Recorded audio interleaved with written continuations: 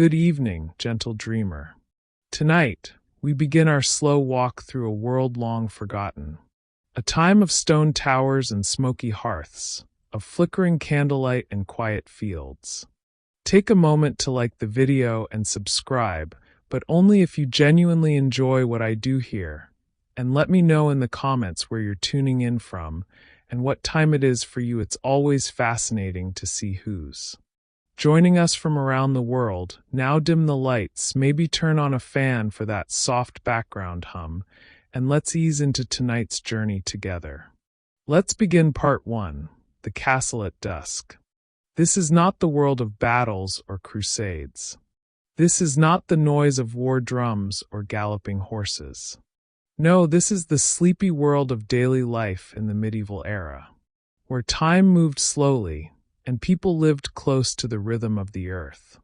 We begin, as all evenings should, at the edge of twilight, at the gates of a castle, not a grand, shining fortress on a cliff, but a modest one, worn and moss-covered, a place where people live and breathe, where the hearth crackles with warmth, and the wind hums through narrow windows. This is where our journey begins. At the castle, at dusk, the sky turns indigo. The sun has dipped low, spilling golden light across the hills. The sky turns from soft blue to deepening indigo, as shadows stretch across the stone courtyard. The air is cool. The smell of wood smoke floats on the breeze. And the castle, that quiet giant of stone and timber, settles into evening. Its towers are not perfect. Some stones have shifted. A bit of ivy creeps across the outer wall, but it stands firm, a protector of its people. Within its walls, life begins to slow. Sounds of evening. The clang of the blacksmith's hammer has ceased for the day. Only a few final sparks glimmer from the forge. A stable hand hums softly, guiding a tired horse into the shelter of the barn. The chickens have roost. The hounds are fed, and from the kitchen comes the gentle clatter of clay pots being scrubbed clean. Children giggle softly near the garden wall, their games turning to whispers as the stars peek through the darkening sky. It's a peaceful kind of quiet, not the silence of emptiness, but the hush of things at rest. The great halls glow. Inside the castle's heart, the great hall flickers with firelight. Tall candles line the wooden tables, and a wide hearth glows with deep orange embers. The lord of the castle sits in his carved oak chair, not in regal posture, but with a tired, gentle slouch. A cup of warm wine in hand, his eyes soft, half-lidded, his voice low as he murmurs to his steward about the wheat harvest and the leak in the roof that still hasn't been patched. Around him, servants move slowly. A maid refills the cups. A young boy stirs the soup hanging over the fire. The smells are rich: onions, turnips, rosemary, and the faint sweetness of apples roasting near the coals. It is not grand, but it is good. Chambers and corners. Elsewhere in the castle, the chambers grow dim. A nursemaid sings to a baby in a cradle, her song old and soft, a lullaby passed down for generations. In a small room, a monk sharpens his quill by candlelight, copying a passage from a prayer book. With painstaking care, his desk is small, his fingers ink-stained, but his work is sacred. On the wall hangs a simple tapestry, a faded image of a lion and a sun, the thread frayed, but lovingly preserved. A few steps away, a guard walks the corridor. His boots tap against the flagstone floor. He is not tense. There is no battle, only the comfort of duty, and the rhythm of his steps echoing gently through stone halls. The castle kitchen's final hours. The kitchen, that warm womb of the castle, is almost done for the night. The big pots have been scrubbed. The bread dough for tomorrow has been laid to rise. Under a cloth on the wooden counter, one cook remains, A woman with strong arms and tired eyes. She slices the last of the cheese, sets it in a basket, and wipes her hands on a linen cloth.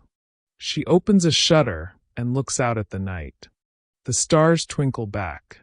She smiles, not for any special reason, just the comfort of ending a long day well. Then she closes the shutter, and the kitchen sighs into silence. The sleeping tower. High above, in the tallest room of the tallest tower, a young girl reads by candlelight. Her book is a collection of tales, stories of saints, of dragons, of noble quests. She is not a princess, but she dreams like one. She listens to the wind against the stone. It doesn't frighten her. It sounds like an old friend, telling her stories of the sky. Her candle flickers. She places a ribbon in the book and closes it with care. She pulls the wool blanket over her shoulders, rests her head on a feather pillow, and drifts into sleep. The castle dreams. The castle, too, dreams. It creaks softly in the night, the stone shifting ever so slightly. As the earth cools beneath it, the old beams groan. The fires dim to embers, and the wind hums a lullaby through arrow slits.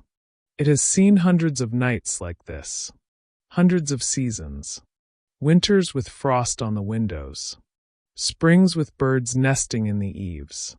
It remembers all of them, in its stone bones, in its timber heart, and tonight, it keeps watch over all who sleep within, from the nobleman to the stable hand, from the guard to the dreaming girl in the tower.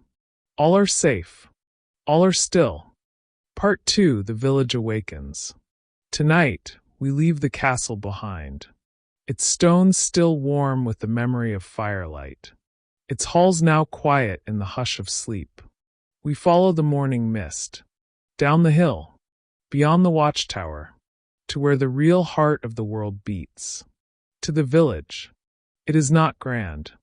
It is not loud. But it is alive. And as dawn tiptoes over the thatched rooftops, the village awakens, not with haste, not with blaring horns, but with gentle, familiar sounds. This is where life begins again. With every sunrise, mist and rooftops, the fields are still cloaked in a light fog. A soft silver veil draped across the meadow. The rooftops, covered in moss and straw, peek through like sleepy heads, under warm blankets. Chimneys begin to stir. A wisp of smoke here, a curl of steam there. The village slowly yawns itself into the day. There is no rush, no ticking clock, just the rhythm of breath, of seasons, of sun and shadow, roosters and footsteps. The rooster crows, not once, but 3 times, as if unsure whether everyone has heard. The sound is sharp but friendly, a reminder that the day, like it or not, has begun. From the cottages, the first steps fall onto packed earth. Bare feet, worn leather boots, the soft pad of a dog's paw, following its sleepy human. Doors open, slowly. One creaks on its hinge, another thuds gently against the wall. Out step the people of the village, hair tousled, eyes squinting against the pale dawn light. But they are not grumpy. They are used to the morning. It is their old, dependable companion. The baker's hearth. The first real fire of the village belongs, of course, to the baker. His cottage is warmest. Always has been. A round-bellied oven glows like a rising sun. From within the clay wall of his shop. By the time the others stretch, he has already kneaded his dough. His hands move like they remember. 1,000 loaves before this one. Outside, a child tiptoes toward the door, sniffing the air, with a hopeful grin. Bread is coming, and with it, breakfast, animals and milk pails. Behind another cottage, the goats begin to bleat. Not with alarm, but with a kind of sleepy insistence. They know what time it is, A young boy stumbles out, half awake, half smiling, a wooden pail in one hand. He speaks softly to them, as though they're old friends. And they are. He knows which one kicks, which one is patient, which one likes her ears rubbed. The milk is warm. The pail is full. Back in the kitchen, his mother will strain it through cloth and save the cream for butter. No one calls it special, but it is. Every morning, the world is built again, with such small rituals. The blacksmith's first spark. The blacksmith's forge wakes up, with a soft growl, not a roar, just the gentle pop of coal, catching flame. He stretches his arms, cracks his back, and wipes yesterday's soot from his brow. His apprentice sweeps the floor, trying not to trip on his own feet. They begin their work, not with urgency, but with respect. A horseshoe here, a nail there, a hinge for the carpenter's door. The anvil sings, as the hammer taps a rhythm, older than memory. It is music of the morning. The weaver by the window, in a small cottage with a slanted roof. An old woman sits by the window. She has no need to rush. She has spent decades with thread in her hands. She does not weave with ambition. She weaves because it is what her hands remember. A memory passed from mother to daughter. Like the loom itself. She hums as she works. A tune with no name. Perhaps it was once a lullaby, or a harvest song. Now it is hers. Outside, a cat stretches in the sunbeam, not watching her, but content to be near. The cloth grows, with each patient pull. Children in carts. By mid-morning, the village begins to murmur. Children run barefoot, chasing a hoop made of wood. Their laughter bounces off the stone walls. A farmer pushes a squeaky cart, filled with turnips and leeks. He nods to his neighbors. A grunt here, a smile there. Someone calls out about the weather. Someone else complains about chickens. The world continues. Not loud, but certain. Every footstep wears a groove into the road. Every voice adds a note to the daily song. The bell and the birds. Near the center of the village, a small chapel rises. Not grand, but proud. Its bell is modest, but when it rings, it echoes over the fields, like a mother calling children in from play. The sound is round, comforting. A few birds scatter, startled, then circle lazily above. People pause. Some cross themselves. Others simply nod. Not out of duty, but out of rhythm. The bell is not a command. It is a companion. Smoke and stories. By noon, the air smells of stew, of herbs and onions, of carrots and old family recipes. The hearths are busy again. Spoons stir. Lids clatter. Neighbors gather. Not for a feast, but for company. They speak in soft tones. Of cows. Of fences. Of the moon's strange glow last night. A child tells a story about a fox. Everyone listens. Even the grown-ups, who pretend not to care, but secretly do. Stories are the thread of the village. They keep it together. A village breathing. And as the sun climbs, as shadows shorten, the village continues to breathe. It does not rush. It does not shout. It simply is. Chickens peck. Old men nop. A dog barks once, then curls back to sleep. It is not history in the making. It is not legend, but it is life, real and soft, and steady. Part 3, The Cloister Garden. We leave behind the bustling village, the chimneys and children, the anvil's ring and the stew's sweet aroma. Now we pass beneath a low stone arch, beyond ivy-covered walls, and into a place where time seems to slow even further. This is the monastery, a world within a world, and at its heart, a cloister garden, calm, green, and gently blooming. The cloister walls. The cloister is a square, stone-walled and sheltered on four sides by covered walkways. Columns hold up wooden beams, their corners smooth from the brush of robes and fingertips. Over many years, beyond the arches, the garden waits. It is not wild. It is tended with great care, but never with haste. Monks move slowly along the walk, robes brushing stone, sandals soft against the floor. They do not speak. They do not need to. The silence here is not empty. It is full of memory, of breath, of something deeply still. Morning light and herb beds. The morning sun slips in over the eastern wall, casting long shadows across the cloister floor. The herb beds glisten with dew. Tiny droplets cling to rosemary needles, to the soft velvet of sage, to the round leaves of thyme. Everything smells fresh, earthy, herbal, a little bit sacred. A monk kneels at the garden's edge, gently pinching a sprig of mint between thumb and forefinger. He breathes in deeply, closes his eyes, then moves on. It is not a chore. It is prayer with the hands. The fountain's song. At the center of the cloister garden stands a small stone fountain. Water trickles from the mouth of a carved lion's head into a round basin below. The sound is soft, like a lullaby you can't quite remember. Birds perch along its rim. A robin dips and flutters, then settles in a nearby bush to dry. The fountain has stood here for generations. Its stone is worn smooth. Its song never tires. The monks pass by it often. Some pause to touch the water. Some simply bow their heads. It is not just a decoration. It is a reminder to flow, to cleanse, to stay steady. The scriptoriums glow.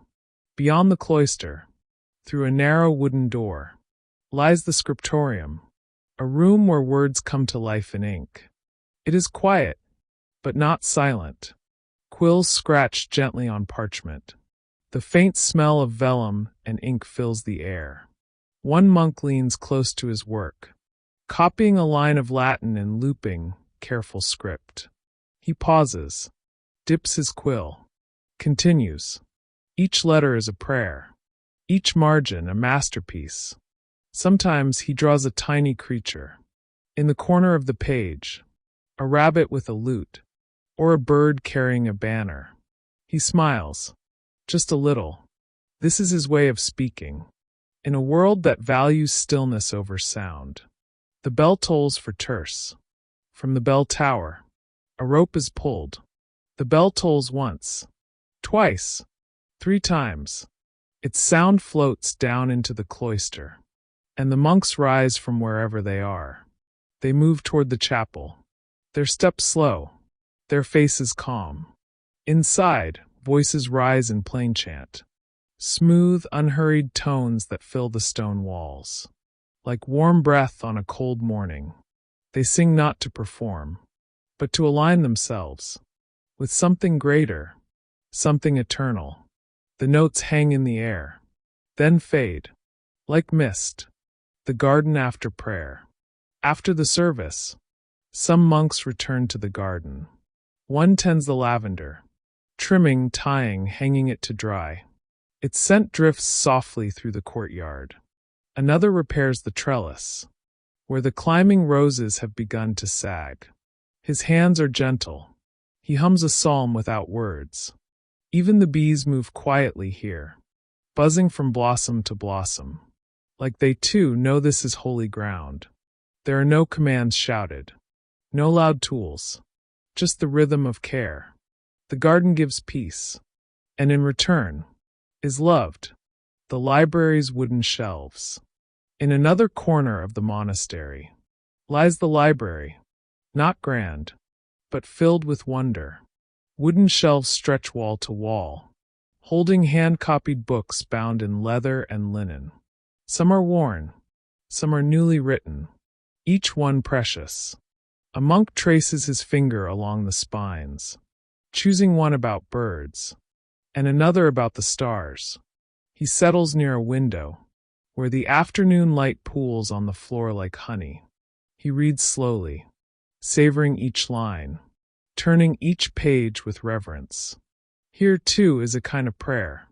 Evening shadows and candlelight. As the sun begins to dip, the cloister takes on a golden glow. Shadows stretch across the garden paths, and the stone warms to the touch. A young novice lights the first candles, tall beeswax pillars that flicker gently. In the evening breeze, the fountain still murmurs, the herbs still sway, but everything seems softer now, as if preparing to sleep.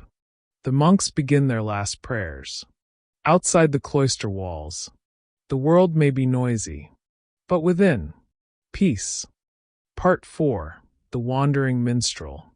Not a noble knight, not a cloistered monk, but a weaver of tales, a wanderer of towns, a performer of truths, half-truths, and beautiful lies. He walks lightly, he smiles easily, and the world, with all its shadows and glimmers, is his stage. Boots on dusty roads. His boots are worn, leather cracked, the soles patched with care, but still carrying him faithfully from one town to the next. The road stretches ahead, a ribbon of dirt lined with brambles and birdsong. Each step is a beat, each breath a verse. His cloak flaps in the wind like a banner, and beneath it, tied to his back, rests the most faithful companion of all, his lute. He walks not to arrive, but to be on the way. For the minstrel, motion is life. The songs he sings. He knows hundreds of songs. Old ones about kings. Sad ones about rivers. Funny ones about tavern brawls. And donkeys who speak in rhyme. Some are real. Most are not. But truth is not the minstrel's concern. Only beauty. He sings of lost lovers under moonlight. Of sea monsters with shimmering scales. Of brave fools who dance into battle and win by laughter. And always, his voice floats over the fields, like smoke from a campfire, soft, wandering, comforting. The marketplace stage. He arrives at the edge of a town, just as the sun is stretching westward. The market is humming, traders shouting, chickens flapping, children weaving through legs with sticky fingers. He finds his corner, not too close to the fishmonger, but near enough the tavern that the scent of ale lingers. He opens his case, tunes his strings, and begins to play. The music is light at first, a gentle lure, like casting a net made of melody. Heads turn, smiles form, coins clink. The minstrel smiles too, not for the silver, but for the stillness that falls, the way the world quiets itself, for a story well told, coins and kindness. Not everyone pays. Some only listen, their eyes glassy with memory, or laughter, or the ache of something they forgot they missed. Others drop in a copper or two. A child hands him a single apple. He bows deeply, as if it were a treasure. It is. For the minstrel, everything given is enough. A coin, a crust of bread, a nod. He collects these not in his pouch, but in his heart. Tavern nights. As night falls, the minstrel finds warmth. Not always in a bed, often just straw in a stable. But sometimes, if fortune smiles, he plays at the local tavern. The room is dim, the air thick with laughter and firelight. He plays a reel, quick and bright, and feet begin to stamp. Mugs thump tables. Voices rise. Later, he slows the tune, singing something soft, a love ballad or lullaby. The tavern hushes, even the drunkest men leaning in. It is a kind of magic, and the minstrel wields it gently. Lonely roads, starry skies. When the tavern grows quiet, and the fire sinks into coals, The minstrel steps back into the night. Sometimes he sleeps in hay, sometimes under a tree, sometimes not at all. But the stars always welcome him. They know his songs. He strums quietly in the dark, singing not for others now, but for himself, and the owls, and the moon, and the distant wolves. In this silence, he is not lonely. He is full. The people he meets. Along the way, he meets all kinds. A shepherd who hasn't spoken in days, but hums along to the tune. A weeping widow who asks for the song her husband once sang. A band of children who trade riddles for rhymes. He remembers each face, each voice, each story shared by candlelight or rain. He carries them, like beads on a string, weaving them into songs, so they are never truly lost. The power of a tale. You see, in a world of swords and kings, of borders and banners, the minstrel holds no land, but he holds power, for stories move where laws cannot. Songs slip through cracks in stone. Laughter lightens even the darkest keep. The minstrel is a flickering flame, not a blazing fire, but the warm glow in your hands. When the world feels cold, he reminds people of joy, of wonder, of possibility. And that is no small thing. A place at every fire. He never stays long, never unpacks fully. But there is always a place for him. At the edge of the fire. A stool. A cup. A question. Do you know the one about the knight who danced? And always, the answer is yes. Or something better.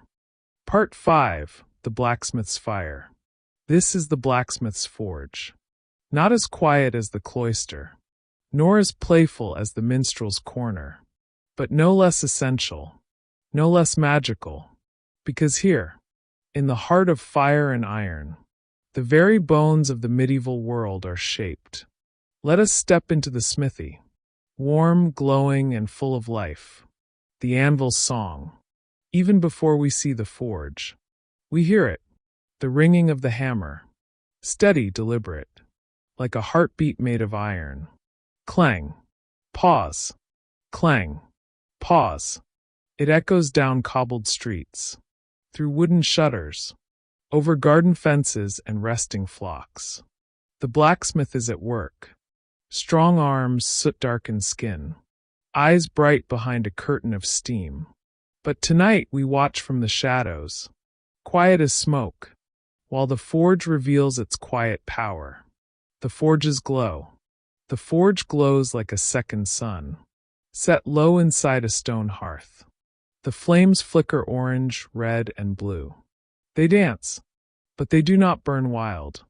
They are tamed by bellows and breath, by knowledge passed down through calloused hands. The air hums with heat. It hums with purpose. Every tool has its place. Tongs hung like old friends. Hammers lined by size and weight. Chisels resting like sleeping wolves. The blacksmith moves among them, with practiced ease. Each motion a memory. Each step a craft, shaping the world. He places the iron bar into the flame. Waits. Watches. Until it glows. A soft orange first. Then a fierce, shining yellow. Then, with tongs, he draws it out, lays it on the anvil, lifts the hammer, and strikes. Clang. Sparks leap into the air, brief and bright, then vanish. The metal bends, shifts, takes form. A horseshoe, a plow blade, a nail, or something grander. A sword, perhaps, or a hinge for a castle gate. From raw or in flame, the world is forged. Sweat and silence. The blacksmith does not speak much. Words are unnecessary. His language is fire. His dialogue is steel. He listens, not with ears, but with his fingertips. They feel the way the metal resists, the way it yields, the pulse of heat beneath the hammer's song. He wipes his brow. takes a sip from a clay mug, returns to the rhythm. There is something sacred in this repetition, a devotion as steady as any prayer. Tools for every life. The forge is the heart of the village, because every life touches the blacksmith's work. The farmer needs a plow, the tailor shears, the baker an oven hook, the knight a blade, and even the cradle, that soft place where babies sleep, holds nails shaped by the blacksmith's hand. He does not ask for thanks, but he sees his work in every corner of life, and that is reward enough. A boy at the door. As the sun dips low, a young boy stands at the door of the smithy. He holds a wooden stick and dreams of a sword. The blacksmith notices, smiles. He does not laugh. He remembers that dream. He lived it once. He beckons the boy forward, hands him a piece of cooled iron, lets him feel its weight, lets him strike just once with the smallest hammer. The boy's eyes widen. The blacksmith chuckles softly. And in that moment, a spark is passed, not of flame, but of wonder. Night in the smithy. When darkness falls, the forge dims to a warm glow. The blacksmith stokes it one last time, then lets it rest. Tools are wiped clean. Ashes are swept. The anvil, still warm, sits silent beneath the stars. Outside, crickets sing. A barn owl watches from the rafters. Inside, the blacksmith rolls his shoulders, sits beside the embers, and rests his hands in his lap. They ache. They are tired. But they have built a world today. Dreams of iron and flame. He dreams not of crowns, nor gold. He dreams of better hinges for heavy gates, of strong links in a chain, of nails that never rust. In his dreams, the hammer swings true, the fire burns bright, the metal sings, and when he wakes, he will begin again, because the world always needs shaping. And the forge is always waiting. Part 6, The Herbalist's Cottage. Come closer now, traveler. Not too fast. Step gently through the underbrush, for the path is narrow, and the world grows quieter here. You'll hear the crunch of leaves beneath your feet, the gentle buzz of bees, and the rustling of herbs, brushed by the evening breeze. Tonight, we leave behind hammers and swords, markets and inns. Tonight, we step off the road and into the woods, where a humble cottage waits, smelling of rosemary, rain, and old books. This is the home of the herbalist, a healer of wounds, a whisperer of leaves, a keeper of quiet knowledge. In a world too often loud, a cottage of green and smoke. Her cottage is barely visible from the path. Covered in ivy, its thatched roof blends into the trees. A wooden door, crooked but solid, rests slightly ajar. You smell it before you see it. Lavender drying in bundles. Smoke curling from a chimney rich with juniper and moss. The windows are round, fogged with age, but glowing warmly from within. Step inside quietly. She doesn't mind visitors, but she does mind noise. A woman of earth and patience. The herbalist is not young, nor particularly old. She wears time like a comfortable shawl. Her fingers are stained green. Her apron is worn. Her eyes are sharp as thistle, and kind as clover. She moves slowly, not because she is weak, but because every step is measured, every task a ritual. She brews tea with intent. She grinds roots with care. And when she speaks, her words are soft, but full of weight, shelves of secrets. Her shelves are chaos to some, but to her, they're an archive. Jars of dried herbs line the walls. Chamomile, feverfew, yarrow, valerian root. There are bundles of sage tied with string, bottles filled with thick, dark oils, and scrolls of parchment inscribed with faded ink. A book lies open on the table, pages worn soft by years of use. It holds no spells, only recipes for poultices, notes on which bark eases pain, and how many drops of tincture to give. A child with fever, visitors in need. Her door never stays closed for long. A mother comes, cradling a child with sun-flushed cheeks. The herbalist brews a tea, gently tilts it into the child's mouth, then strokes the mother's arm. "It will pass," she says. A shepherd arrives, limping from a twisted ankle.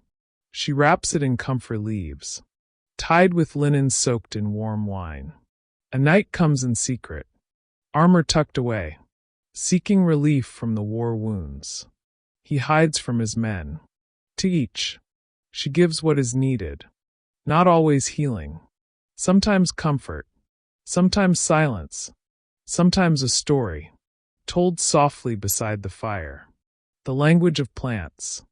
She speaks in a different tongue, not Latin, nor the formal speech of lords. She speaks to plants. She thanks the nettle when she harvests it. She hums to the mint as she waters it at dawn. She tells the elder tree her dreams, and in return, takes only a few berries, never too many. The forest listens to her. The wind parts its branches for her. The fox watches her with respect.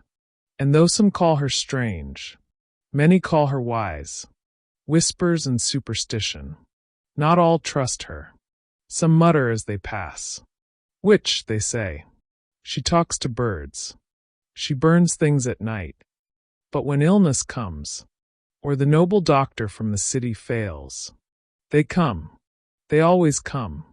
And she never turns them away. Moonlight rituals. At night, when the moon rises full and pale, she steps outside. She gathers dew from leaves, lights a small candle on a flat stone, offers honey to the stars.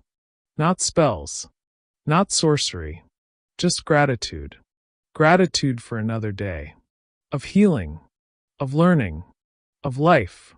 She walks the edges of the woods, checking her herbs, speaking the names of plants like old friends. Then she returns, wraps herself in a woolen blanket, and sits by the hearth, a quiet kind of power. The herbalist holds no title, wields no sword, owns no land, yet people seek her counsel, and her hands, though gentle, have pulled more souls from the brink than any nobleman's decree. She is peace. She is patience. She is green things growing in dark places. She is the thread between what is broken and what may be whole again. Part 7. The Forgotten Tower. The path is narrower tonight, covered with creeping vines and drowsy moss. We've wandered far from village markets and echoing forges, past the herbalist's cottage, beyond even the reach of farm dogs' howls. Now the trees grow taller, the shadows longer, and something ancient stirs in the hush between branches.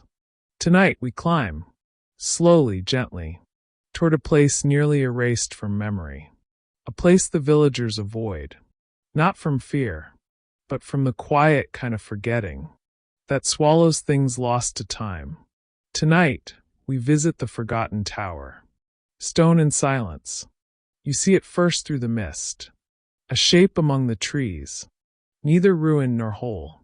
Its stones cloaked in ivy, and its windows dark as closed eyes. The tower stands alone, not grand, not tall, just a single spiral of stone, reaching toward the moon, as if it remembers being something more. Its base is sunk into the earth, as if the forest has tried to reclaim it, stone by stone. But still it stands, waiting, a door unused. The wooden door is swollen with rain and time. It creaks when touched, not in protest, but in surprise, as if it hasn't been opened in 100 years. The iron hinges, though rusted, still hold. The keyhole is empty, and so the door gives way. with a long, sighing groan. Inside, the air is cool and still. Not musty, not heavy, just still. Dust dances in the moonlight, pouring through a crack in the wall. You step forward. The floor doesn't crumble. The tower accepts you. Stairway of stars. A spiral staircase winds upward, narrow and worn smooth, by feet long gone. Each step creaks slightly, but they hold. Oh yes, they still hold. You climb, hand trailing the cold stone wall, until the sounds of the forest fall away, and only your breath remains. Higher, and higher still, until at last, you reach a room at the top, a round chamber, open to the sky through a collapsed roof. And there the stars shine in. An empty room, a full sky. The chamber is nearly bare. Only a few forgotten things remain. A wooden chair with a missing leg. A broken lantern. A piece of faded blue cloth. Tangled in a crack of stone. But it doesn't feel empty. It feels quiet. Held. Like a secret waiting to be told. You sit near the edge, where the wall has crumbled low, and look out over the treetops. The night stretches far and endless. The forest a sea of black and silver. And the stars, they are closer here. They blink like old friends. Watching, waiting, stories in the stone. They say the tower was once part of a monastery, or a wizard's home, or a lookout post, from when the old kingdom still had borders to defend. No one knows, or perhaps they do, and simply stop saying. But you imagine, a monk lighting candles here, copying texts by moonlight, or a woman in a velvet cloak, watching the skies with ink-stained fingers, or a young guard, barely older than a boy, keeping watch for invaders that never came.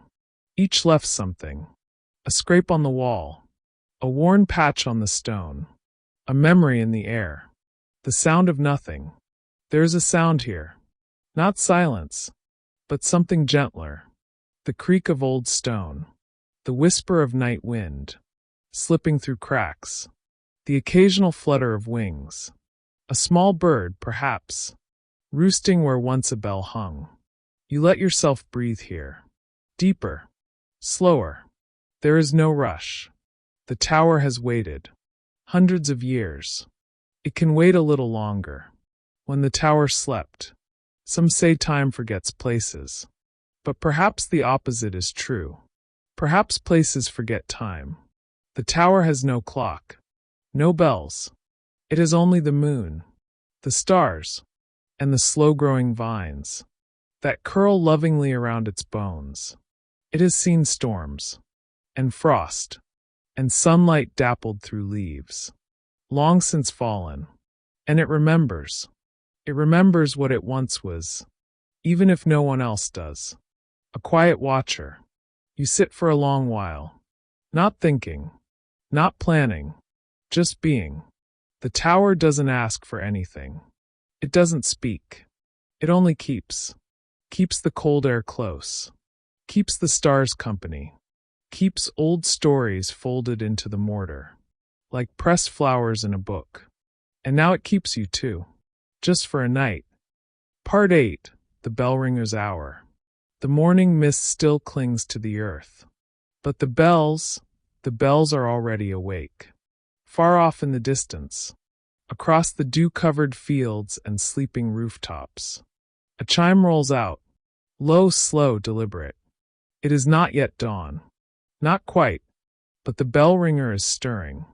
Tonight we rise early, not for battle, not for toil, but for rhythm, for the slow tolling heartbeat of the town. Come with me now, through winding cobblestone streets, past quiet bakeries and shuttered inns, toward the tallest tower in the square. Tonight we climb again, but not for secrets. We climb for sound, the tower above all. The bell tower is the tallest building in the village. Not grand, not gilded, but purposeful. Its stone walls are gray with age. its windows narrow slits, designed not for beauty, but for echoes. At its top, a great bronze bell hangs, one among many, some small, some wide, each with its own voice, its own duty, and beneath them all, a man with tired shoulders and soot-lined fingers prepares to greet the day. Before the sun does, the bell ringer, a man of routine. He is not a priest, not a scholar, not a nobleman. He is a keeper of time, a servant of hours. He wakes when the village still sleeps, his boots soft on the stone steps, as he climbs with a lantern in one hand and a cloth satchel slung over his back. He does not rush. He does not yawn. He has done this every morning for nearly 30 years. And the bells, they wait for him. A conversation with bronze. At the top of the tower, beneath a crooked beam, he pauses. The bells hang in silence, but not in sleep. They feel him arrive. They remember his hands. He checks each one, dusting a rim here, tightening a rope there. He whispers to them. Not words, exactly. More like greetings. Each bell has a name. Clara, Old Tom, the Sparrow, and the Widow's Cry. He knows their moods. He knows which ones prefer cold mornings, and which ring better in rain. It's not magic, just memory. The first toll. At precisely the moment, when the sky softens from black to deep blue, he begins. The first toll is long, a single note that rolls through the valley, like a voice clearing its throat. It echoes through the stone streets, into hearthlit cottages, through shutters and dreams. Farmers shift in their beds. Children roll over. The baker stirs his flour. It is the bell ringer's hour. Not quite morning, not yet day, just the in-between. Why the bells matter. In a world without clocks on every wrist, bells were the heartbeat of a village. They marked the hours, but also the moods. One bell for dawn, two quick chimes for midday, a long mournful ring at dusk. They tolled for weddings, for harvests, for storms approaching. They rang for births, and for deaths. They were not just sounds, they were sentences. And the bell ringer, he was their author. The quiet toll. There is a bell only he rings. It's smaller, tucked to the side of the others, hidden behind a rafter. It is the bell of memory. He rings it quietly, only when no one listens. A short series of soft chimes. For those who've gone, or those still lost. No one told him to. No one hears it but the sparrows. But he rings it anyway. Each morning, without fail, wind and weight. The tower sways slightly in the wind. Not enough to worry. Just enough to remind you that it's alive in its way. The ropes creak. The bells hum. And the bell ringer breathes. He pulls each cord not with force, but with care, like drawing music from a stubborn violin. There's rhythm. There's cadence. He doesn't ring them all at once. He builds the morning, layer by layer, tone by tone, until the village wakes not with alarm, but with familiarity, descending with light. When the final bell has spoken, the sun finally cracks the horizon. The rooftops glow golden. Smoke rises from chimneys. The town stirs like a yawning giant. And the bell ringer, he descends. His boots now echo on the steps, his satchel empty of oil and cloth, his face soft with satisfaction. He doesn't wait for thanks. He doesn't need applause. The bells were heard. The village woke. That is enough. Part 9. The Weaver and the Moon Thread. The wind tonight carries a soft chill, the kind that hints at autumn, and rustles the wheat in its sleep. The stars are sharp and clear, like tiny needle pricks, against a dark velvet sky. And somewhere in a cottage, tucked between fields and forest. A single candle flickers. Its light spills out through a warped window, bathing the stone path in amber. Inside, the air smells of herbs, hot wax, and wool. Tonight, we meet the weaver. She does not sleep when others do. She works when the moon is high, and the world is quiet enough to hum. A room of threads. The door creaks open, and you step into warmth. The weaver sits cross-legged, beside a great wooden loom. Its frame wide and solid, its strings taut as harp chords. The room is filled with baskets, skeins of yarn in every color. Forest green, storm blue, river silver, and hearth red. But there, beside her, near her calloused hands, is a thread unlike the others. It glows faintly, like moonlight caught in a spider's silk. Moon thread, they call it, and she is the only one who knows how to weave it. What is moon thread? No one agrees on where it comes from. Some say it's spun from the hair of the stars. Others whisper that it's made by moths, who feed on moonlight and leave trails in the night sky. But the weaver knows better. She doesn't gather it. She finds it, in the folds of twilight, in the corners of forgotten dreams, in the spaces between thoughts, where silence lingers. She plucks it gently, as if teasing a song from the air, and winds it onto a spool, made from elder wood and patience. The purpose of the weave. She doesn't weave cloaks or blankets. Her loom does not sing for gold. She weaves things for the soul. A shawl for a grieving widow.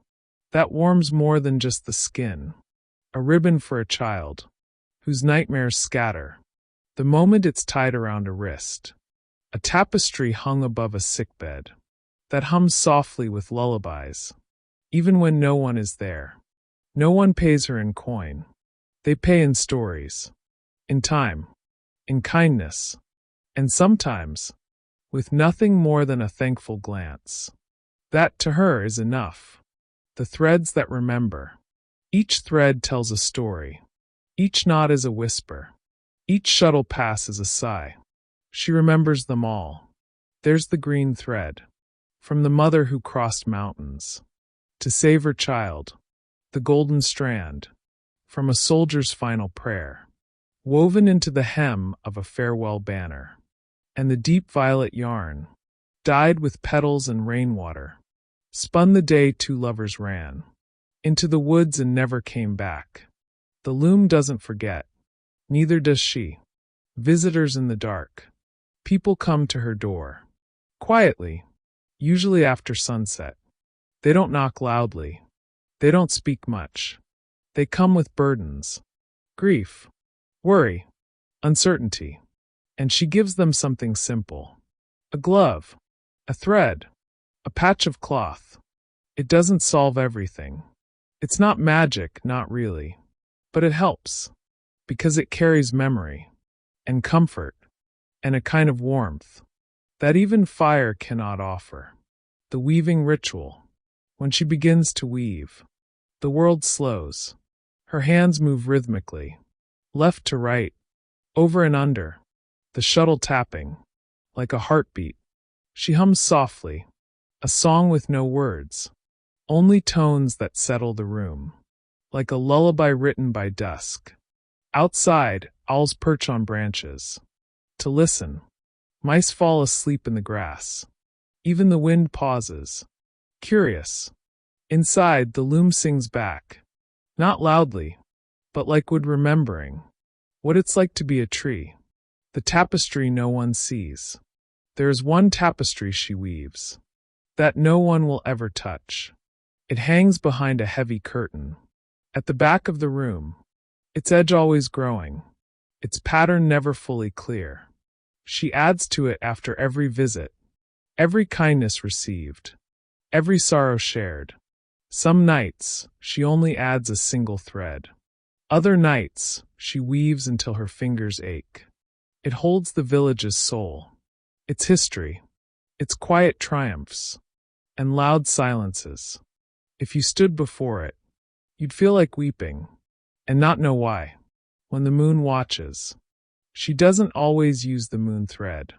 Only when the night feels special, when the stars lean in, when the wind carries old songs, when the candle flickers just right, she threads it through the warp, with trembling fingers, always careful, always respectful, because moon thread holds emotion, like water holds light.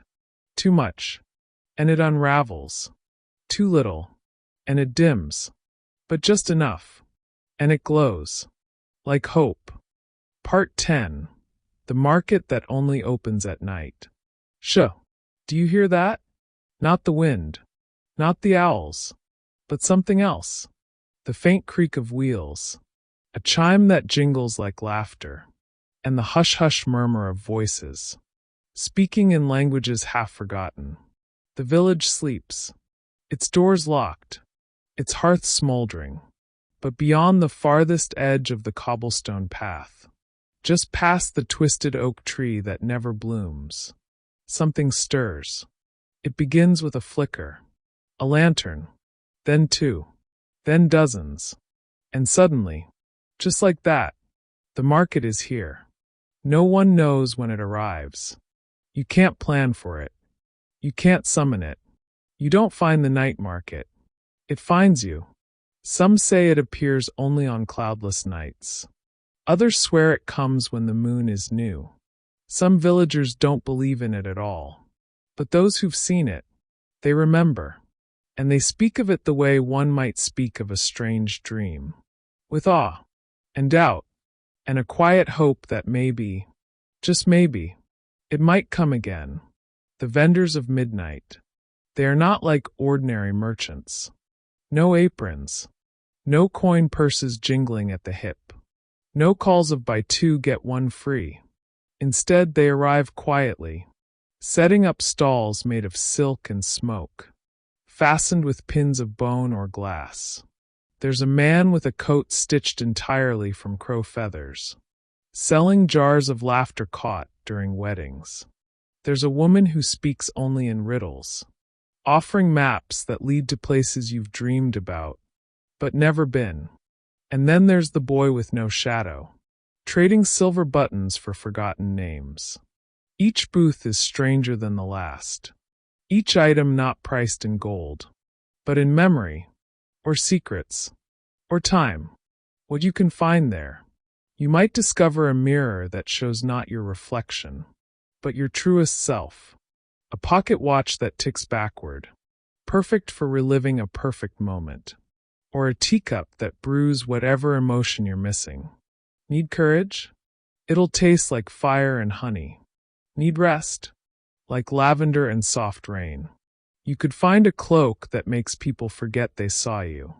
Or a compass that points not north, but toward your heart's desire.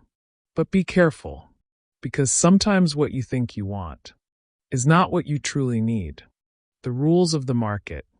There are only 3. 1. Never try to return during daylight. The stalls will be gone, and you may not like what you find instead. 2. Never speak your full name aloud. Names carry power here. Too much, and you might lose it. 3. Always pay the right price. Not in coins, but in things like memories, songs, or your favorite color. Try to cheat, and the market will change. Stalls will vanish. Voices will hush. And the moon will turn away. A place out of time. Time doesn't move the same here. You could spend what feels like hours browsing a shelf of wind in a bottle, or bottled stormlight. And when you leave, find only moments have passed. Or the opposite. Step in after midnight, and emerge to a world 10 years older. You can never be sure. But somehow, that's part of the charm. Because the market isn't just a place. It's a feeling, a whisper, a chance. Why people come. Some come for joy. A sweet meat that tastes like your favorite childhood day. Some come for closure. A letter from someone who never got the chance to say goodbye. Some come by accident. a wrong turn on the way to the well, or a restless stroll too far down the lane. And some come because they have nowhere else to go. The night market welcomes all. It does not judge. It simply offers. The music in the fog. There's always music, but no one knows where it comes from. A lute? A flute? A voice that dances on the fog like moonlight on water? No one sees the players, but everyone hears the song. It changes depending on who listens. To some, it's a lullaby. To others, a call to adventure. To others still, it's just silence. The kind that feels like home. The music follows you through the stalls, soft and winding. It doesn't lead you, but it never lets you get lost. And then it's gone. One moment, you're holding a trinket made of stars. The next, the lanterns flicker. The fog thickens, and the market begins to fade. There's no warning, no last call. Vendors pack their stalls with impossible speed, wrapping silk into smoke, folding canvas into shadows. You blink, and it's just you, on a quiet road, with only the sound of crickets and the rustle of trees. The market is gone, but maybe something is in your pocket. A thread, a taste, a quiet smile you didn't have before. Part 11. The River That Remembers. The night is gentle again, with clouds like scattered wool drifting slowly overhead. The moon is half hidden, peeking shyly from behind their folds. Tonight we follow the path eastward, beyond the edge of the sleeping village, where the trees lean in to listen, and the ground slopes downward, soft and damp beneath your feet. There, in the hush of the valley, flows a river, not a loud, rushing one, but a slow, thoughtful river, wide and patient. It is called many names: the memory stream, the water of whispers, the river that remembers. And tonight, you will hear what it knows. The river knows you're there. It doesn't splash, or churn, or cry out for attention. It simply flows, a quiet sheet of silver in the dark, smoothing over stones, curling around roots, singing only to itself. But it knows when someone is near, and when you step closer to its banks, it greets you not with words, but with a soft shift in its current, as if brushing against your mind. There is no fear here, only memory, because the river does not carry water alone. It carries stories. How the river learns. It is said that each droplet of this river has passed through centuries, through cracks in castle stones, through the hollow trunks of elder trees, through the hands of kings, and the tears of farmers. Each turn in its path brushes against forgotten wells, drowned altars, and lost doorways, and it remembers everything. The laughter of a child catching fish with her grandfather, the clinking of stolen coins washed clean by guilt, the silence of soldiers marching across a bridge at dawn. All of it, every sound, every silence, sinks into the river's slow, endless journey. The boat with no rower. Some nights, when the moon is bright, you may see it, a small boat drifting silently down the river. Its wood faded, its shape barely more than shadow. There is no oar, no sail, no hand to guide it, yet it moves steady and sure, as though following a memory of where it once belonged. Villagers whisper that it carries the dreams of the recently past, giving them one last ride through the world. Others say it seeks those who need rest, not the sleep of the body, but the rest that comes from letting go of something long held. If it passes near you, don't be afraid. You may feel a chill. You may hear a voice, your own perhaps, speaking a memory aloud. Let it pass, and then feel lighter. The river oracle, not far upstream, just beyond a willow that never loses its leaves, lives a woman known simply as the River Oracle. She speaks only in riddles, and she never leaves the water's edge. Her hut is barely a hut, more of a platform woven from reeds and twine. Half flooded, always shifting. They say she doesn't age, that she drinks only river water, and in doing so drinks memory itself. People visit her not for fortunes, but for reminders of things they once knew, but forgot. She never charges gold. Instead, she asks for a secret you've never told anyone. She listens, nods, cups her hands into the river, drinks, and speaks. Only once. Only what you need to hear. Then she turns away, and the water carries her silence downstream. A river of echoes. If you lie beside the water, eyes closed, you might hear more than the current. Voices, whispers, songs hummed long ago.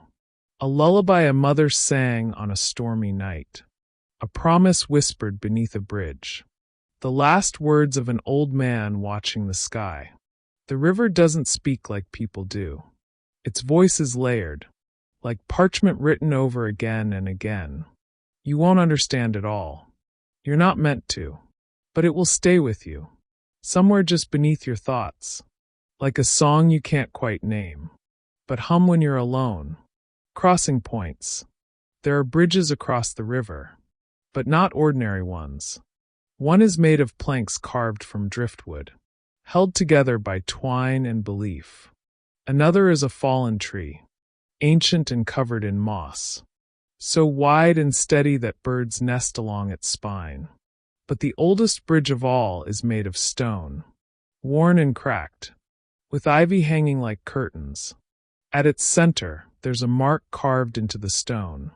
A spiral. No one knows who made it, but travelers who cross it say. They feel different on the other side, as though they've passed through more than just space, but also through time, or sorrow, or memory itself. Some even turn back, not out of fear, but because they've remembered something they weren't ready to. Dreams by the river. Tonight, you lay down beside the river. The grass is soft, and the stones are warm from the day's sun, even though it's long gone. The sky above is quiet, the stars blinking slowly, like eyes too sleepy to stay open. You hear the water move, not in haste, but in purpose. And maybe, just maybe, you let your own thoughts drift with it. Your worries, your long-held questions, your forgotten joys. Let them float. Let the river carry them. It knows what to do. Part 12. The Bell Tower with no clock. The night has grown still again, with only the soft breath of wind moving through the trees. Above you, stars are scattered like silver crumbs across velvet, and the moon hangs in a lazy crescent, watching silently from her perch. Far ahead, just beyond the gentle roll of hills, something tall rises into the sky. Thin, narrow, ancient. It's not a castle, not a chimney, but a bell tower, one with no clock, no gears, no ticking hands, just a bell and silence. Yet somehow it keeps time.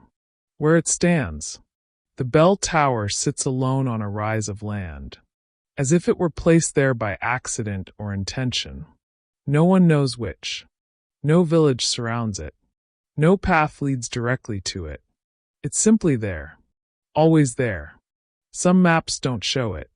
Others show it, but only in faded ink, as though someone tried to erase it, but couldn't. Even the locals speak of it carefully, in half-mumbled stories or sudden changes of subject. Not out of fear, but reverence. The way one might speak of a sleeping giant. The keeper of the tower. They say someone lives there still. A tall figure in pale robes, with hair like winter frost, and eyes like melted glass. No one knows their name, not because they hide it, but because no one ever remembers it. They are simply called the keeper. Some say they were once a scholar, banished for knowing too much. Others say they were never born at all, but built, woven together from dust, chimes, and time. The keeper does not speak much, but they ring the bell, always at the right moment, even if no one knows what the moment is for. The bell that rings without reason. There is no clock, no sundial, no shadow cast just right. And yet the bell rings. Once for a child's first step, twice for a stranger's decision to turn left instead of right, thrice when someone far away forgets a name they swore they'd always remember. The bell does not count hours. It marks moments. Small ones. Invisible ones. Moments that seem like nothing, but shape everything. Some say it rings when a heart changes direction. Others say it tolls for dreams lost in the fog. But no one knows for sure. Not even the keeper. Inside the tower, if you were to step inside, and not many do, you would find a spiral staircase of stone, worn smooth by time, and other feet before yours. The walls are lined with shelves, not filled with books, but tiny objects, a rusted thimble, a button carved from bone, a faded ribbon, a cracked teacup with a note tucked inside. Each object is labeled only with a date.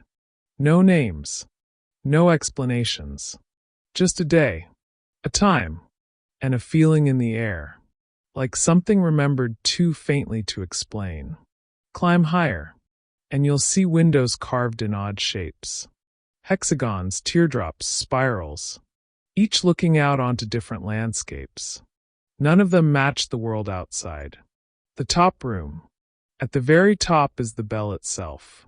Huge, dusty, made of a metal no one recognizes. Neither brass, nor bronze, nor anything known. It doesn't swing. It doesn't move. Yet when it rings, the sound is deep, low, and rich, like a heartbeat echoing through stone. Some say if you listen closely, you'll hear words in the ringing, not spoken aloud, but felt in your bones. Something like, "It mattered," or "That was enough," or "Go on." No one hears the same message, but no one leaves unchanged. What happens after the bell? The bell doesn't ring often, but when it does, somewhere something shifts.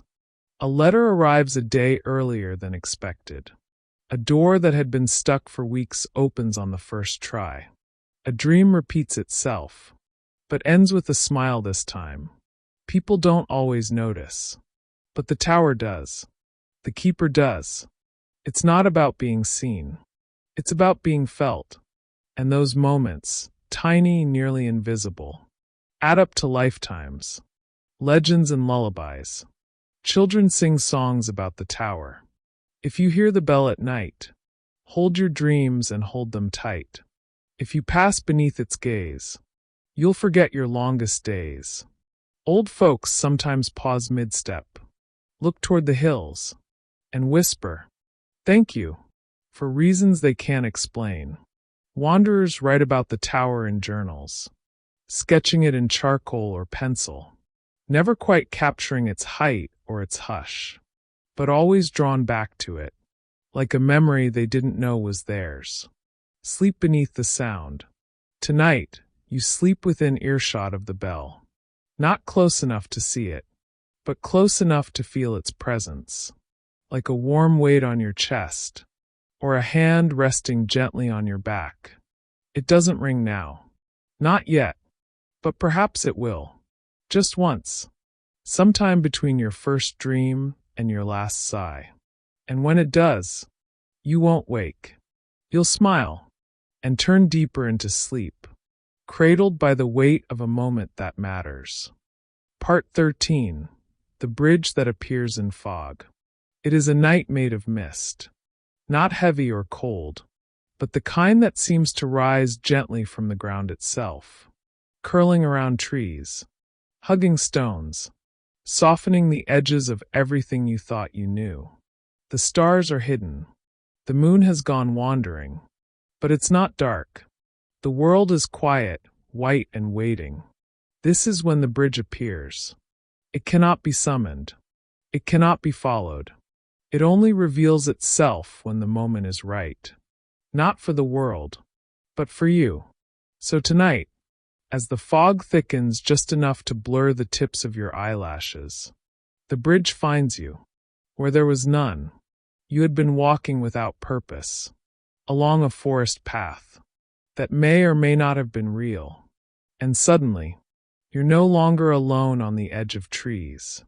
Before you, a chasm, not deep, just far, like the land has forgotten how to hold itself together. And across it, the bridge. Its rails are twisted vines. Its posts are carved from a dark wood that shines like obsidian. The boards beneath your feet are worn, but warm, as though the sun touched them recently, even though there has been no sun for hours. You look behind you. Nothing.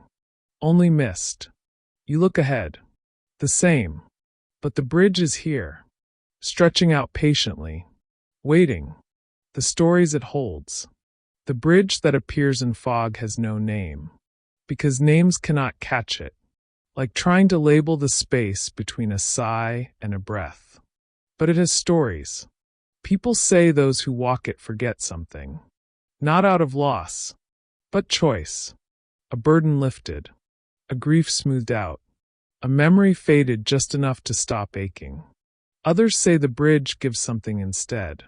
A glimpse, a reminder, a thread pulled from a dream long forgotten. There is no toll, no guard, no lock, but everyone who crosses it changes. Not always in ways they notice. Crossing slowly. You take a step. The boards do not creak. They hum. A sound like the inside of a seashell. Not music, but the memory of it. You take another, and another. Each step leaves behind a tiny puff of mist, like the bridge is exhaling in relief. Halfway across, you pause, not because of fear, but because you feel something stir in the air beside you. A thought, a memory, a voice, you're not sure, but it feels familiar, like a hand once held, or a lullaby hummed through a closed door. You don't turn around. The bridge would not approve. It only moves forward. What lies beneath?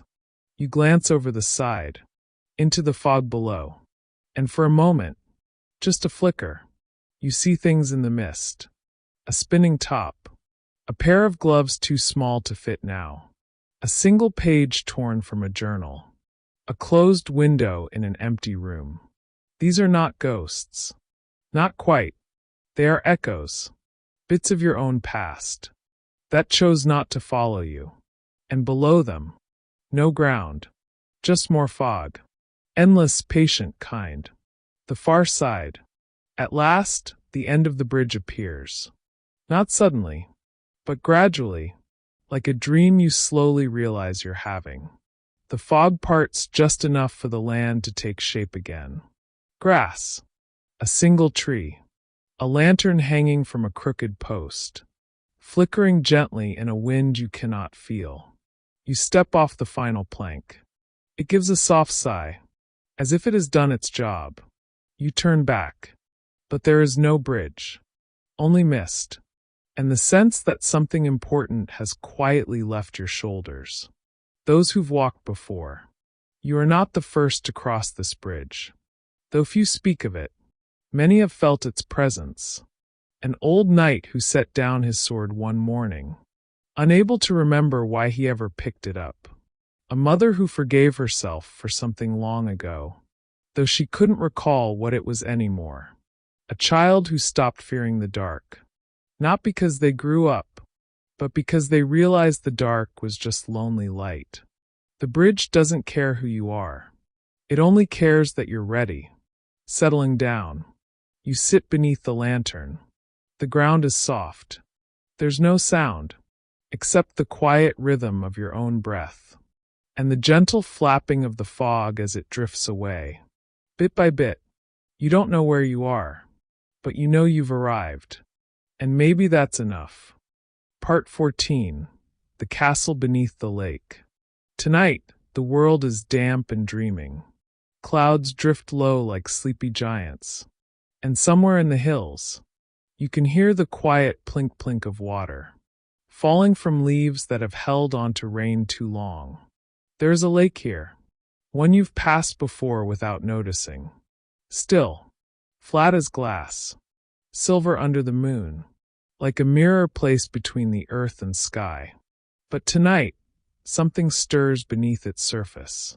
Not a fish, not a breeze, but the faint outline of towers, windows, arches, stone turrets reaching upward, through water as though the lake itself were dreaming of castles. You kneel at the edge, and the reflection ripples, as if inviting you in. The vanished fortress. They say there was once a castle here, long before the lake, built on a low hill surrounded by marshy ground. It belonged to a quiet queen. No armies marched from it. No battles were fought in its halls. But travelers said it felt older than any other stone, as though it had been waiting to be built. And when it was, the land sighed in relief. The queen had no name, or perhaps she had many. Some called her the listener, others she of the deep court, and some whispered she was not born, but conjured by the dreams of the mountain itself. One night, without warning, the castle vanished, and in its place, a lake, smooth, unbothered, but never quite empty. The surface holds secrets. You stare into the lake now, and the reflection becomes clearer. Not of the sky, not of the trees, but of the castle, its towers glowing faintly with a light that pulses like breath. There's no splash, no movement, but slowly, you feel a tug, not on your hand, not on your sleeve, but somewhere inside your chest, as though something below remembers you, even if you don't remember it. The descent. Without knowing why, you step into the water. It isn't cold. It doesn't soak your clothes. It feels like stepping into mist, soft, forgiving, as if the lake has been waiting all this time just to carry you down. You do not sink. You descend. Gently, slowly. The moonlight fades, but in its place, the glow of the submerged castle grows stronger. Stained glass windows shimmer in deep colors. Stone gargoyles blink slowly, then close their eyes again, as if pleased to see you. You are not drowning. You are arriving. Inside the castle, you pass through a grand door that opens just before you reach it. No hands push it. It simply opens, recognizing an old guest. Inside, water floats like air. Tapestries sway gently in currents you can't feel. Candles glow, their flames drifting lazily sideways. And furniture rests on nothing, as though gravity here chose to take the night off. You walk across floors made of pearl and stone, your steps leaving soft ripples that vanish quickly. No one greets you. And yet you are not alone. The walls remember. The queen's echo. At the heart of the castle is a chamber filled with mirrors. Not silver-backed glass, but water framed in gold. Each mirror shows a memory, not just of the castle, but of the world above. A child laughing in a snowy orchard. A knight removing his armor to dance alone in the dark. A woman waiting by a window for someone who never came. Then standing and walking away stronger. You stop in front of one. It shows you, not now, but then, a version of you who once stood by a lake, hands full of pebbles, wishing to throw something away. The queen stands behind you in the reflection. Tall, silent, gentle. She nods once, as if to say, "You left it here. It's safe." And then the reflection fades. Why the castle sleeps. No one knows why the queen let the castle sink. But the legends agree on this. She did not leave. She stayed, so that those who needed quiet, those who carried too much, could find her. She didn't offer advice. She didn't offer gold. She offered silence, the kind that listens. And for some, that was all they needed. Back to the shore. You feel a pull. Not back up, but forward. Through a side passage. A tunnel of light opens ahead. The lake leads you out, up through the still water, until your feet find land again. You're dry. The night is still young. The moon has returned. You turn to look at the lake, and see only your reflection. No towers. No glow. But something in your chest is lighter. Something you didn't know you were carrying. Has stayed behind. Sleep beside still waters. Tonight you sleep by the lake. The grass is soft. The breeze carries the scent of water and moonlight. And in the distance, you think you hear a bell chime under the surface. Not loud, but clear. As if something beneath the water just smiled. Part 15. The lantern that floated too far. The wind tonight is thoughtful. It doesn't rush. It meanders, curling around trees, stirring the grass in slow spirals, as if looking for something it lost long ago. In a valley carved like a bowl by time itself, a single flame flickers, not from a torch or a bonfire, but from a small lantern, floating gently above the ground.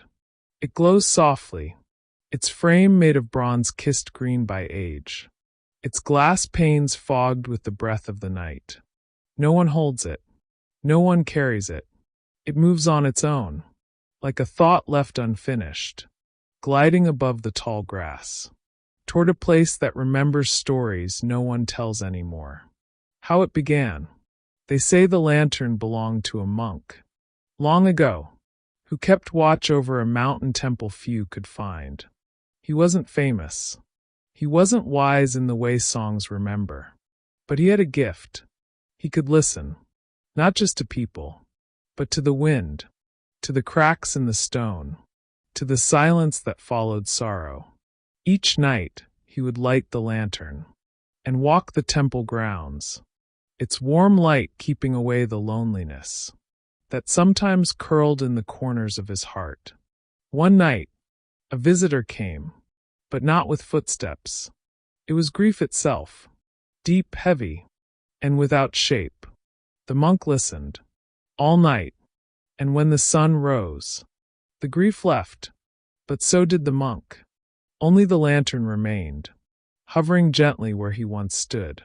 And then slowly, it began to float. Where it goes. The lantern that floated too far doesn't follow roads. It drifts along places memory has worn smooth. The path once used by a lonely knight to visit his fallen friend. The hill where a widow whispered goodbye to the wind. A bridge, now crumbled, where two strangers once exchanged their names. The lantern pauses sometimes. Its light brightens when it finds pain, flickers when it meets laughter, and dims in places that have forgotten how to feel. But it never stops completely. It always continues, drawn by something unseen, as if searching, as if remembering. You see it tonight. You didn't mean to find it. You were just walking, or maybe thinking. And then, there it is, hovering just ahead, casting a gentle glow on the stones before your feet. It doesn't speak, but something inside you does. A quiet feeling you haven't heard in a long time. A sadness you packed away. A joy too fragile to carry with you. The lantern knows. It waits. You step toward it. A light like memory. As you walk beside the lantern, you realize something strange. The world around you changes. Not dramatically. Not suddenly. But gently. Trees take on shapes you've seen in dreams.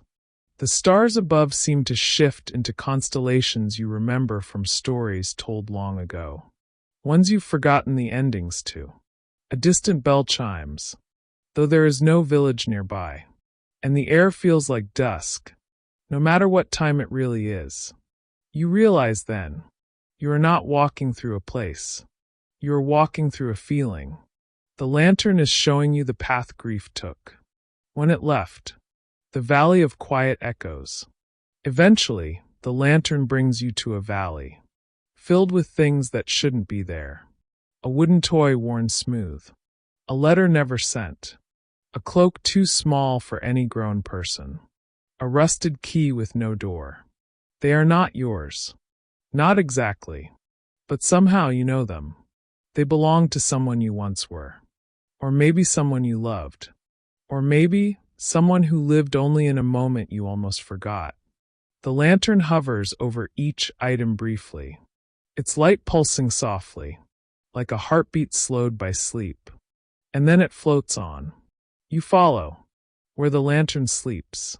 At the far edge of the valley, a small stone tower rises from the mist. Just one room. No door. A single window that never closes.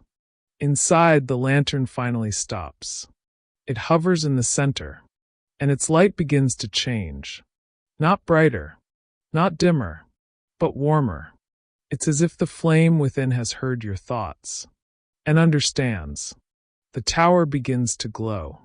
Not with magic, not with fire, but with memory. Not sharp, not painful, just soft, accepting, kind, the gentle letting go. You don't need to stay long, just long enough to rest, just long enough to remember that you are not the only one who has felt what you felt. You sit on a stone bench that seems made just for you, and as you breathe, the lantern hums, a low sound, like a lullaby with no words, like the silence between lines of poetry, like forgiveness. You may cry, you may not, but something will leave you here, and the lantern will hold it. Sleep beneath the glow. The stars have returned now. They blink gently above the tower, keeping watch. The lantern flickers one last time, and then dims, not as an end, but as a promise. You don't have to carry it anymore. Part 16. The mountain that was asleep. The air carries the scent of moss, cold stone, and the deep, ancient silence found only in places that have known the world far longer than we have. And there, beyond the edge of the trees, rising slowly into the misty sky, is a mountain. You may have passed it before, never noticing, because this is not a mountain that shouts. It doesn't split the sky with jagged peaks, or roar with avalanches. No, this mountain sleeps, and it has been dreaming for centuries. The mountain without a name. No map marks it. No pilgrim visits it. No birds nest near its summit. Yet the villagers in the valleys below all know its shape. A smooth rise, like a sleeping beast curled beneath a blanket of pine. They don't speak of it much. Not from fear, but from reverence. They call it the gentle rise, or the sleeping one, or simply there. Old stories whisper that the mountain was once alive. Not metaphorically. Truly. Alive. It breathed. Its stones pulsed like skin. Its caves echoed with a slow heartbeat. And then one day, it grew tired. And it slept. Why the mountain slept? They say the mountain had seen too much. Too many wars fought at its base. Too many promises broken upon its slopes.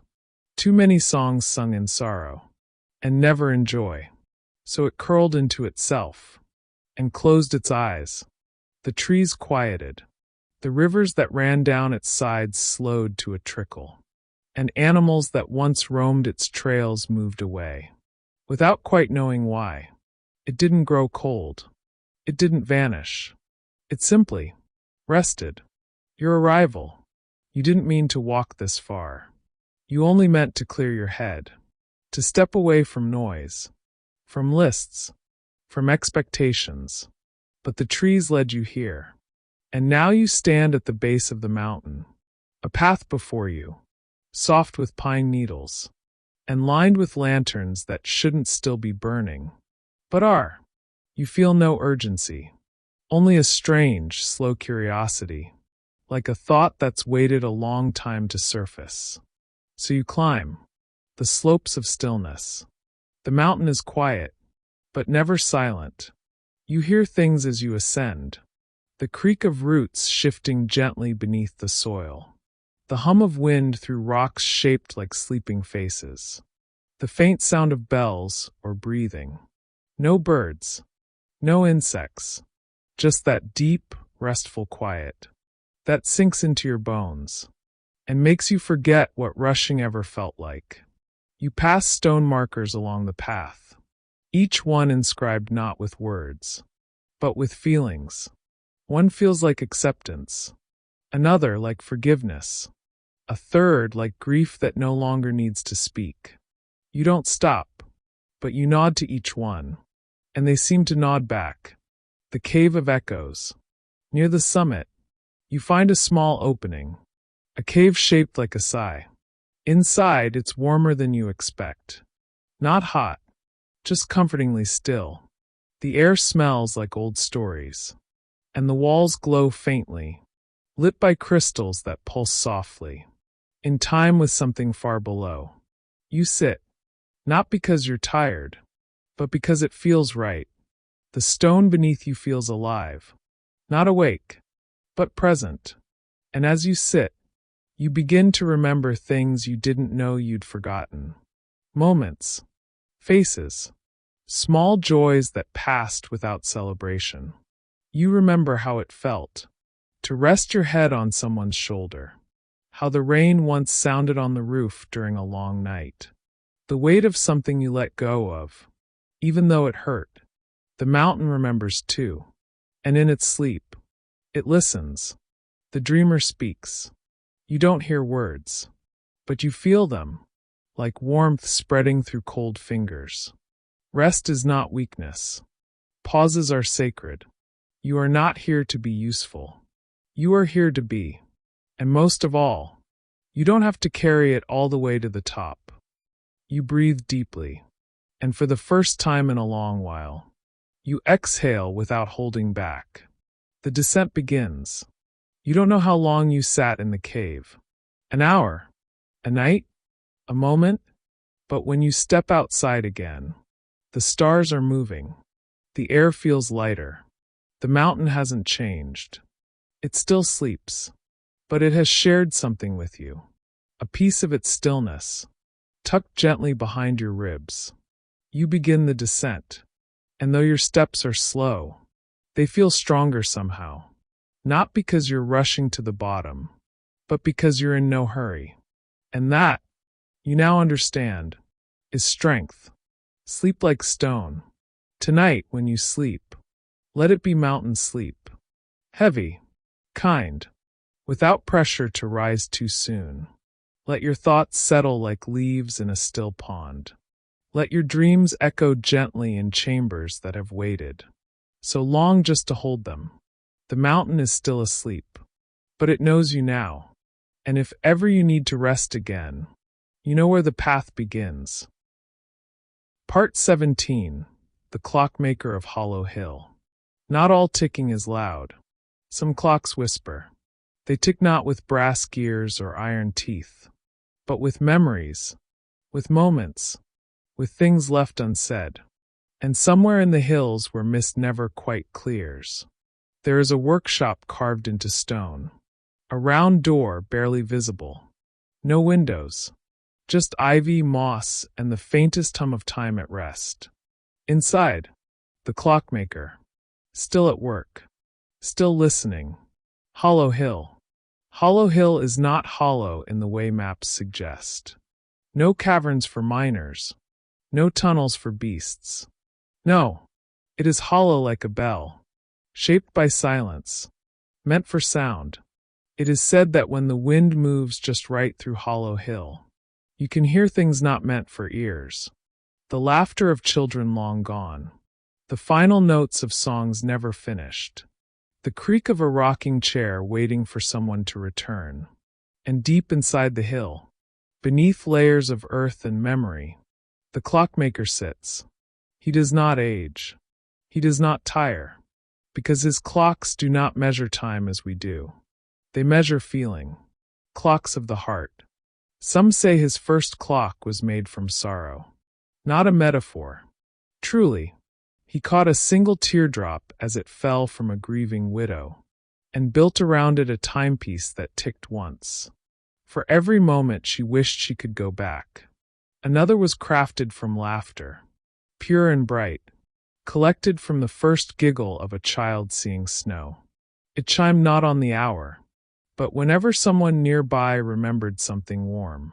He made clocks that slowed when one was afraid, and sped up when someone felt truly seen. He made a clock that stopped entirely, until someone forgave themselves.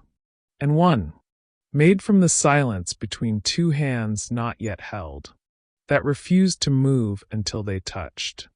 These are not clocks for telling time. They are clocks for telling truth. Why you arrived. You don't remember how you found Hollow Hill. You weren't looking for it. Maybe you were walking without purpose. Or maybe you were following a sound no one else heard. But here you are. A round door before you. A breath of warmth from within. And that soft ticking. Not mechanical, but organic. You step inside. The walls glow faintly, lit by candles that do not melt.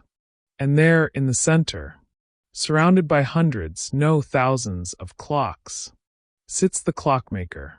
He looks up at you, nods once, and says nothing. He already knows why you're here. What he offers. You do not speak. You simply sit. And he hands you a small piece of metal. Cool. Shaped like a crescent moon. Etched with a word you haven't heard in years. Pause. Then he gives you another. A gear, but soft like velvet. It hums slightly when held. Each piece he hands you feels like a memory. Not sharp, but deeply familiar. A moment you wish had lasted longer. A goodbye you never quite said. A smile from someone who loved you before you loved yourself. You begin to assemble them. Not with tools, but with thought. With breath. Each click feels like a sigh released. Each turn of the key feels like letting go. Until finally, your clock is finished. The clock that knows you. It's small. Fits in your palm. But when you hold it close to your ear, you don't hear ticking. You hear rain on a window pane. The way your name sounds in a friend's voice. The exact rhythm of your breathing when you're finally calm. This clock doesn't count seconds. It holds them, keeps them safe. You didn't come here to fix time. You came here to remember how to feel it. The clockmaker speaks. At last he speaks, his voice soft, like parchment folding. Most people try to escape time. A pause. But you were brave enough to come meet it. You nod. He smiles. Not with lips, but with eyes that have watched centuries tick past. He gestures to the round door. It is time, but you will leave with something more than a clock. You leave with a way to carry time gently, back into the world. When you exit Hollow Hill, the sky has not changed. No time has passed in the way you measure it. But you feel different, lighter, more aware. You hear things now. The way the trees rustle just before a breeze. The tiny shift in your breath when you feel peace. The hush between heartbeats when you forgive yourself. Your clock rests in your pocket. You don't need to check it. You just know. A clock for sleep. Tonight, before sleep, you place your clock on your bedside table. It glows faintly. A soft pulse. A lullaby for your soul. As you close your eyes, it hums gently, not to count the hours you sleep, but to cradle you as you do. You may dream of gears turning in quiet halls, of a man with silver hands, shaping time from breath and memory. And you'll remember, time is not a cage. It is a companion, if you learn how to listen. Sleep now, keeper of moments. Let your thoughts slow. Let your memories settle like leaves in autumn wind. Let your breath sync with the soft rhythm of the world's oldest clock. You have all the time you need. Good night. The clockmaker watches over you. Part 18. The Library That Forgot Its Name. Books remember things that people forget. But sometimes, a library itself forgets. Not from neglect, but from kindness. From the burden of holding too much. For too long. Deep in a mist-covered glen, hidden behind ivy-thick walls and a silence too careful to be natural, stands a place of stories, forgotten not by accident, but by choice. Its doors are not locked. They're simply unnoticed. This is the library that forgot its name, and it is waiting for you. The forgotten door. You don't find the library by searching. You find it when something inside you grows quiet enough to listen. Maybe tonight was heavy. Maybe your thoughts were louder than usual. Maybe, just maybe, you whispered a wish, without realizing your lips had moved. And now here you are, before an arched door of aged wood, its surface engraved not with letters, but with symbols that look almost familiar. You don't knock. You place your hand on the door. It exhales and opens. Inside, the weight of silence. The air is warm, thick with the scent of aged paper, binding glue, and a faint trace of rose. Shelves stretch upward into dimness, far beyond the reach of ladders. Each is filled with books of all shapes and states. Some pristine, some crumbling, some glowing faintly from within. There is no librarian. No visitors, only a hush that feels like reverence. This is not a place of learning. This is a place of remembering. And tonight, it has opened just for you. Books without titles. You wander. Some books pulse when you walk by. Not with light, but with feeling. One makes your throat tighten. Another warms your fingertips. A third feels heavy in your hand. Like holding a goodbye. The spines bear no titles. They do not need them. These are not books of facts. They are books of you. Moments you've lived. Feelings you buried. Dreams you never let finish. The library has kept them safe. Even when you didn't. A room for each memory. Down one corridor. You find a door slightly ajar. Inside is a room filled entirely with books about hope. Not grand hope. Quiet hope. The kind that gets you out of bed. On days you forgot why you tried. Another room holds books that are warm to the touch. These are moments of kindness. Others showed you when they didn't have to. And further still, a door you almost don't open. It leads to a chamber where the books weep. These hold your hurts. But they are not unkind. They simply sit, like someone holding a hand, saying, I remember. You're not alone. The shelf you weren't supposed to see. There is a narrow staircase behind a half-fallen curtain. Curiosity leads you upward. The steps creak, but not in warning, just in acknowledgement. At the top, a small alcove, a single shelf, 3 books. These are different. They're bound in silver-threaded cloth, cool to the touch. And they don't pulse, because they are about what could have been. Paths not taken, words not said, lives you brushed against, but never fully touched. You expect sorrow, but instead, you feel peace. These were not mistakes, just alternate melodies, and the library has kept even them. The book that waited for you. Back on the main floor, you find a table with a single chair. And on the table, a book that bears your reflection, not your name. When you open it, there are no words, only feelings. You feel moments as you turn the pages. The first time you forgave someone who didn't say sorry. The moment you danced alone and felt free. The quiet pride in surviving a day you once feared. This is the book the library has written just for you. It updates itself when you rest. It grows when you feel. It breathes when you dream. And now, You are allowed to read it. The librarian speaks. Just as you close the book, you sense her. The librarian. Not a person. A presence. She says nothing, but you hear her clearly. Your story is not behind you. It is beside you, always being written, never needing to be perfect. You feel her smile. It sounds like pages turning.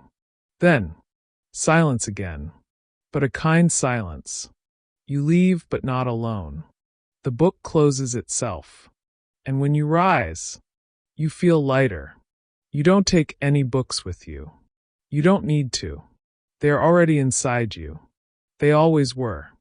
The door opens again. The mist outside is a little thinner. The stars a little closer. You step into the night. The library does not say goodbye. Only, come back when you forget yourself again. We will remember. Part 19. The Lanterns Beneath the Lake. There is a lake so still, so undisturbed, that birds do not land upon it. They hover, hesitate, and move on. No fish break the surface. No frogs sing at dusk. And even the wind, upon reaching its banks, seems to pause, as though remembering something. It is not ready to say, "This is not a cursed lake, nor a haunted one." It is sacred, because beneath its glass-like surface, there are lanterns, hundreds, thousands, each one lit, each one waiting, for someone like you. A lake you do not find, it finds you. It begins with a feeling, an ache not in the body, but somewhere quieter. Maybe it's the weight behind your eyes, or the pause before a sigh, or that sensation that something important slipped between two moments and left no trace. You walk, guided by nothing but instinct. The trees thin, the air cools, and then, there it is, the lake of lanterns, still as sleep, deep as longing, and on the shore, a small, weathered boat, tethered to a post with a frayed rope. You know it's for you. You untie it, step in, and begin to drift. The silent row. You do not row. The oars remain untouched. The boat moves on its own. Not quickly, not urgently, but with purpose. The water makes no sound. Even your breath feels muffled, as though the lake is asking you to listen. In a different way. Below, shapes begin to form.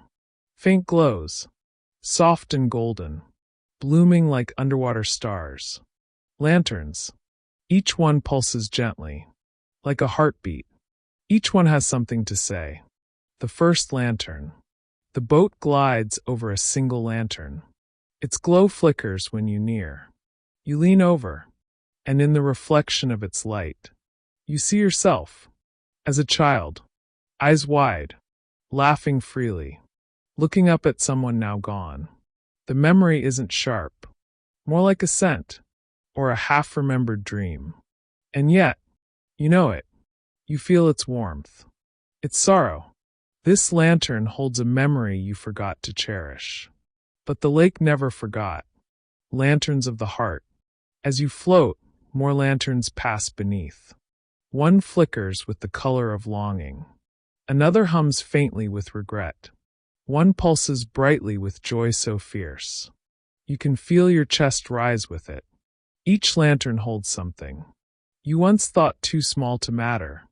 A glance, a whisper, a moment you didn't know was important. Until years later. And here they are. Not lost. Just waiting. The lake is a keeper of your unnoticed beauty.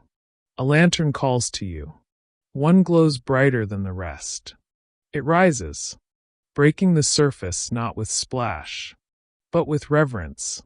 It hovers just above the water, golden delicate, and pulsing in time with your breath.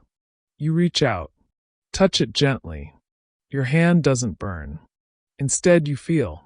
The first time you chose peace instead of being right. The strength it took to keep going when no one saw you. The quiet dignity of your own resilience. This lantern does not show you something you forgot. It shows you something you never gave yourself credit for. It glows brighter now, because you finally saw it. The keeper appears. From the mist, a figure approaches, gliding over the water without a boat, cloaked in robes of lake gray and lantern gold. The keeper nods at you. Their face is unreadable. Not hidden, just fluid, like the surface of the water. They speak without moving their lips. You carry more than you know, but you are not alone in the carrying. You say nothing, but you feel everything. The keeper lifts one hand, and all the lanterns beneath the lake shimmer. For a moment, they form a constellation, not in the sky, but in the water below. A map of your soul. And then they sink again, returning to their quiet watch. The return to shore. The keeper fades. The lantern you touched floats downward, gently, joining its siblings below. Your boat turns. The lake guides you back. The sky remains unchanged. The world did not notice your absence. But you did. You are not quite the same. You carry a stillness now. Not emptiness, but space. For grace. For memory. For yourself. Part 20. The Tower That Dreamed of Falling. It is said that in the farthest edge of the realm, where maps fade into clouds, and travelers forget why they came, there stands a tower. It touches the sky, but its shadow never touches the earth. It leans ever so slightly, as though yearning, and every night, it dreams of falling, but it never does. The tower was never built, it grew. No one remembers who built the tower, because no one did. It grew, from stone warmed by ancient hands, from whispers left in old halls, from prayers spoken when no one listened. The tower rose not from ambition, but from waiting, each floor an unspoken truth, each stair a step someone never took, each window a view someone feared to see. It is made entirely of what was left behind, and still it stands. You, the final visitor. The path to the tower is steep, but you don't feel tired. Each step up the winding trail frees you from something you forgot you were carrying. The closer you get, the lighter your thoughts become, until at last, you arrive. The door opens, not with creak or key, but with permission. It was waiting for you. Only you. Inside, rooms of silence. The first floor is filled with echoes. Soft, familiar ones. A laugh. A name. A night you sat by yourself and didn't know why. The second floor smells like rain. And old books. And goodbye. On the third floor, mirrors line the walls. But they do not reflect your face. They reflect who you thought you had to be. As you climb, the air grows thinner, but not colder. The tower does not punish. It only reveals. The room with no door. Halfway up, you reach a room with no exit. The walls are smooth. The floor quiet. You sit and wait. Minutes pass. Then hours. Or maybe no time at all. Finally, you understand. This is the room of stillness. You do not break out. You dissolve. Not into nothing, but into everything that came before you. And then, you rise. A doorway appears. And the climb continues. The top that isn't. At last, you reach the final floor. But it has no ceiling. Only open sky. The wind moves gently. Not to chill you, but to remind you that you are here. Alive. Below, the world stretches endlessly. Mountains that do not remember names. Rivers that forget their own paths. Villages that speak only in dreams. You are above it all, but not apart from it. And in the center of the floor, a single stone seat. You sit. The tower sighs, and begins to lean. The dream of falling. The tower has never feared falling. It has longed for it. not because it wanted to break, but because it wanted release. From holding so much, from standing so long, from being more monument than memory. It dreamed of falling not to end, but to become something new. And now, with you here, it finally can. But you do not fall. The tower does not collapse. Instead, it breathes. It bows. And then slowly, gently, it lowers you back to the earth. The descent is the return. The way down is not a descent. It is a return. Each step reminds you of something you reclaimed. A truth. A softness. A name you thought you lost. The tower does not vanish. But when you look back, it is not there, because it no longer needs to be. Its final dream was never to fall, but to be seen. Before letting go, you now. Back at the base, the sky is clear. Your steps are light. The wind carries no weight. And in your pocket, a single small stone. You do not remember picking it up, but you know what it is. A piece of the tower. Or perhaps, a piece of yourself. You left there long ago, now returned. The end is only the middle. And so the story ends. Not with a fall, not with a fire, not with a victory, but with a breath, a silence, a knowing. You have walked through lanterns, through libraries, through towers that remember more than stone. And now, you carry them, wherever you go, whatever you become. You are no longer just a listener. You are a keeper, of forgotten peace, of quiet wonder, of the whispers of the medieval world. Now, sleep, and dream a tower of your own.